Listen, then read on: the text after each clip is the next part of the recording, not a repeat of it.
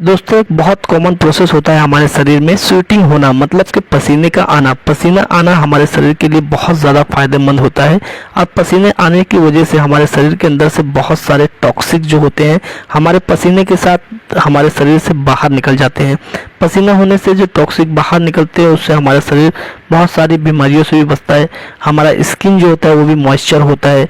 मगर हमको ये भी जानना बहुत ज़रूरी होता है कि पसीने के अंदर एक्चुअल है क्या। तो मैं आपको बताता हूँ कि पसीने के अंदर फुल ऑफ वाटर होता है, मतलब वाटर की भरपूर, पानी की भरपूर मात्रा पाई जाती है और इसके अंदर कुछ मिनरल्स होते हैं जैसे सोडियम, पोटेशियम, कैल्शियम, मैग्नीशियम।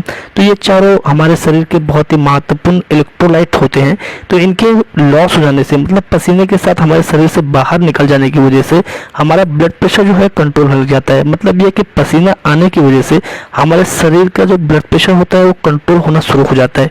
तो इन वजह से ये पसीना हमारे शरीर के लिए बहुत महत्वपूर्ण और बहुत इंपॉर्टेंट होता है। और पसीना निकलता कहाँ है? पसीना जो है हमारे शरीर के ऊपर मौजूद स्वीट ग्लैंड होते हैं जो हमारे शरीर से पसीना निकलता है। तो तकरीबन 2 से 4 मिलियन, मतलब 20 लाख से 40 लाख तक पसीने वाले ग्लैंड होते हैं हमारे शरीर में, जिसे हम स्वीट ग्लैंड कहते हैं। और यही वो ग्लैंड है जो हमारे शरीर से पसीना निकालते हैं। और ये ग्लैंड जो है बच्चों के अंदर कम होते हैं और जो लेडीज होती हैं उनके अंदर भी कम होते हैं। जेंट्स जो होते हैं उनके अंदर पसीना पैदा करने वाले ग्लैंड, मतलब स्वीट ग्लैंड, ज़्यादा होते हैं एज कम्पेयर टू लेडीज़।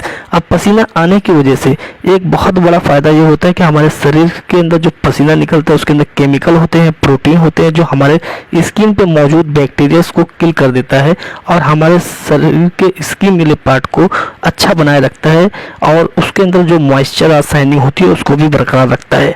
और हम सारे लोग ने ये एक्सपीरियंस किया होगा कि पसीना जब आता है तो उसको हमें बहुत अच्छा प्रोटेक्शन देता है, खास करके गर्मी के मौसम में। जब हम गर्मी में एक्सपोज होते हैं तो हमें बहुत सारा पसीना निकलता है और जिसकी वजह से हमारा बॉडी टेम्परेचर जो है वो रेगुलेट होता है, खास करके गर्मियों के सीज़न में। और जब हम एक्सरसाइज करते हैं तो उस वक्त हमारे शरीर से पसीने की क्वांटिटी जो है बहुत अच्छी तादाद में, बहुत अच्छी क्वांटिटी में निकलता है। तो जब ज़्यादा पसीना हमारे शरीर से निकलता है तो उसका एक बहुत बड़ा बेनिफिट ये होता है कि हमारा मूड जो है वो पॉजिटिव वे में जाता है और एक पॉजिटिव एटीट्यूड हमारे शरीर में पैदा होता है। और जब पसीना बहुत अच्छी क्वांटिटी में आता है तो पसीने के साथ जो हमारे मिनरल्स लॉस हो जाते हैं, जिसकी वजह से हमके किडनी स्टोन होने के चांसेस कम हो जाते हैं। क्योंकि जो मिनरल्स होते हैं खास करके कैल्शियम वगैरह, इनकी वजह से स्टोन जो है क्रिएट होते हैं बॉडी में। लेकिन अगर पसीना हमें अच्छी क्वांटिटी में निकलता है, हम एक्सरसाइज करते हैं या गर्मी में एक्सपोज होते हैं, पसीने की क्वांटिटी हमारे शरीर से अच्छी बाहर निकलती रहती है शरीर से, तो इससे जो है किडनी स्टोन होने के चांसेस बहुत कम हो जाते हैं।